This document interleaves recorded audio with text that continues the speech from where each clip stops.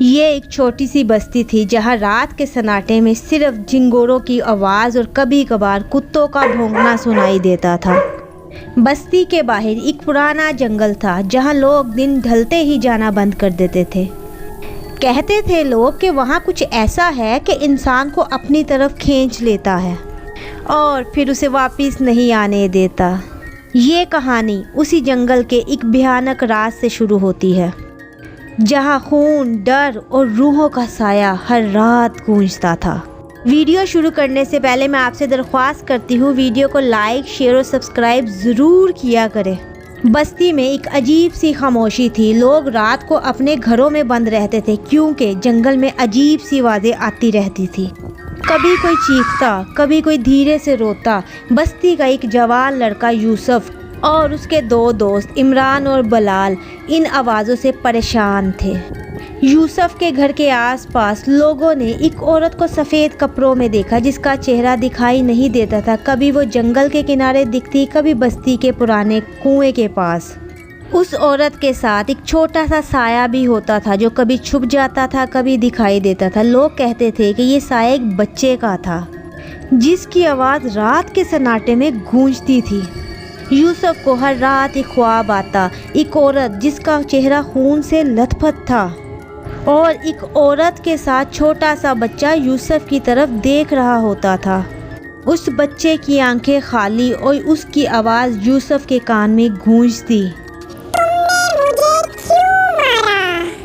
یوسف ڈر کے اٹھ جاتا اور پھر وہ اگلی صبح اپنے دوستوں کو سارا واقعہ بتاتا۔ اس کے دوستوں نے اسے کہا یہ تمہارا وہم ہے، یوسف جنگل میں کچھ نہیں ہوتا، مگر عمران کے چہرے پر ڈر صاف دکھائی دے رہا تھا۔ اس نے کہا مجھے لگتا ہے ہمیں کچھ بتانا چاہیے اس رات کے بارے میں۔ پھر اگلی رات یوسف جب اپنے گھر میں اکیلا تھا اس نے اپنے کمرے کے شیشے میں ایک سایہ دیکھا اور وہ سایہ آہستہ آہستہ ایک عورت کی شکل اختیار کرتا گیا۔ اس عورت کا چہرہ سفید تھا اور آنکھوں سے خون ٹپک رہا تھا۔ یوسف کے منہ سے چیخ نکلی لیکن اس کی آواز اس کے گلے میں ہی اٹک گئی۔ شیشے میں اس عورت نے اسے جیسے پکڑا ہو اور اس عورت نے یوسف سے پوچھا میرا بچہ کہاں ہے؟ یوسف کا دل اتنی زور سے دھڑکا کہ اسے لگا وہ مر جائے گا۔ یوسف نے اسی ٹائم عمران کو فون کیا۔ عمران نے صاف بولا ڈر کے کہ رقیہ اور آصف ہمیں ڈھونڈ رہے ہیں۔ یوسف کا دماغ سن ہو گیا۔ رقیہ اور آصف کا نام سنتے ہی وہ رات اس کے سامنے تازہ ہو گئی جب انہوں نے جنگل میں ایک بھیانک جرم کیا تھا۔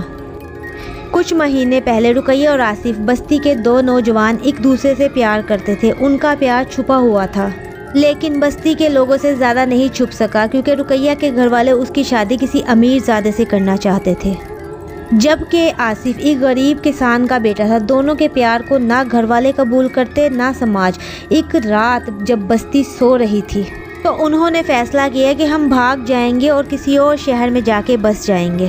رات کے اندھیرے میں دونوں جنگل کی طرف نکل پڑے۔ ہوا میں ایک عجیب سی سرسراہٹ تھی جیسے کوئی ان کے پیچھے چل رہا ہو۔ رقیہ نے آصف کا ہاتھ مضبوطی سے پکڑا ہوا تھا۔ رقیہ کو شک ہوا اور رقیہ نے آصف سے بولا مجھے کچھ ٹھیک نہیں لگ رہا۔ آصف نے کہا بس تھوڑی دیر اور ہم شہر پہنچ جائیں گے، لیکن ان کو کیا پتا تھا ان کی تقدیر ان کو واپس نہیں آنے دے گی۔ رقیہ کا بھائی اس کا پیچھا کرتے ہوئے ان تک پہنچ ہی گیا۔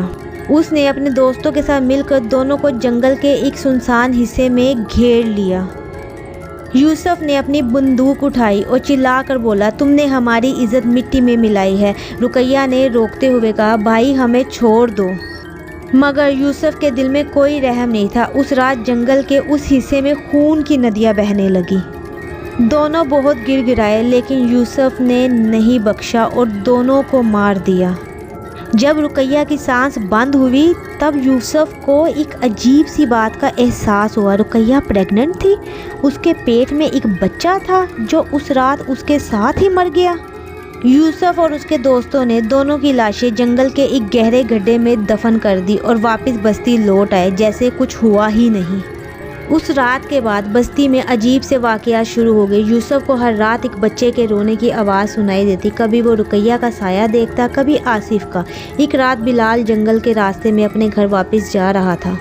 उसने देखा रास्ते में एक छोटी सी गुड़िया पड़ी थी जिसकी आंखें बंद थी। जब उसने गुड़िया को उठाया तो उसकी आंखें खुल गई और उसमें से खून बहने लगा। बिलाल के हाथों से गुड़िया गिर गई। अचानक उसने नज़रें उठाई तो उसको सामने रुकैया नज़र आई।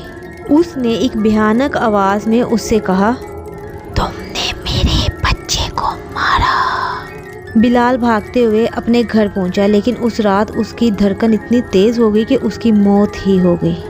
लोगों ने बोला कि उसका चेहरा बिल्कुल सफ़ेद था, जैसे उसने कोई भयानक चीज़ देख ली हो। इमरान ने फैसला किया वो बस्ती छोड़ देगा, लेकिन उससे पहले उसे एक रात जंगल के पास एक पुराने मंदिर में रुकना पड़ेगा। वहाँ उसे एक अजीब सी आवाज़ सुनाई दी, जैसे कोई बच्चा रो रहा हो। उसके साथ एक और आवाज़ सुनाई दी, जैसे कोई धीरे धीरे हंस रहा हो। उसने जैसे ही मुड़कर देखा, रुकैया अपना बच्चा लेकर वहाँ पे खड़ी थी। उसके बच्चे का चेहरा सेम टू सेम रुकैया जैसा था। इमरान ने अपनी आंखें बंद की और भागना चाहा, लेकिन उसके पैर जैसे ज़मीन पर चिपक चुके थे। उस रात के बाद इमरान का कोई पता नहीं चला। लोगों ने कहा कि जंगल ने उसे निगल लिया है। यूसुफ अब अकेला रह गया था। उसे हर रात बच्चे के रोने की और हंसने की आवाज़ें सुनाई देती थी, जिसकी वजह से उसने एक फ़ैसला किया। जंगल में वापस उस जगह जाएगा जहाँ रुकैया और आसिफ को उसने दफनाया था। उसने सोचा कि शायद लाशें निकाल के दोबारा दफनाने से ये मामला हल हो जाए। जब वो जंगल में पहुंचा तो उसने देखा कि गड्ढा खुद ही खुल चुका था। वहाँ रुकैया और आसिफ की लाशें नहीं थी, बिल्कुल एक छोटा सा बच्चा था जो उसकी तरफ देख रहा था। लेकिन बच्चे का चेहरा एक मौत का साया था। यूसुफ के मुंह से चीख निकली और वो वहाँ से भागा, लेकिन जंगल के रास्ते उसे वापस उसी गड्ढे के पास ले आए। बच्चे की आवाज़ अब और तेज़ हो गई और यूसुफ के कान में गूंजती रही। उसने अपनी आंखें बंद की, लेकिन जब उसने आंखें खोली, रुकैया का हाथ यूसुफ के गले तक पहुंच गया था और उसकी सर्द उंगलियों ने उसे दबोच लिया। यूसुफ की चीख जंगल के सन्नाटे में दब के रह गई। यूसुफ का कोई पता नहीं चला। बस्ती के लोग कहते हैं कि जंगल अब भी उन रूहों का घर है। रात के वक्त अब भी लोगों को रुकैया का साया दिखता है और साथ ही छोटा सा बच्चा भी, और उसकी आंखें गुस्से से भरपूर। लोग कहते हैं कि रुकैया का बच्चा अपनी मौत का बदला लेने के लिए हर उस शख्स के पीछे जाता है जो उसके कत्ल में शामिल था। बस्ती के लोग अब जंगल के करीब नहीं जाते, लेकिन रात के सन्नाटे में जब बच्चा रोता है तो हर कोई अपने घर का दरवाज़ा बंद कर लेता है, क्योंकि कहते हैं रूहों का साया कभी चैन से नहीं सोता। इतनी मेहनत से वीडियो बनाती हूँ, उम्मीद करती हूँ आपको पसंद आई होगी। लाइक ज़रूर किया करें और शेयर भी। Thank you.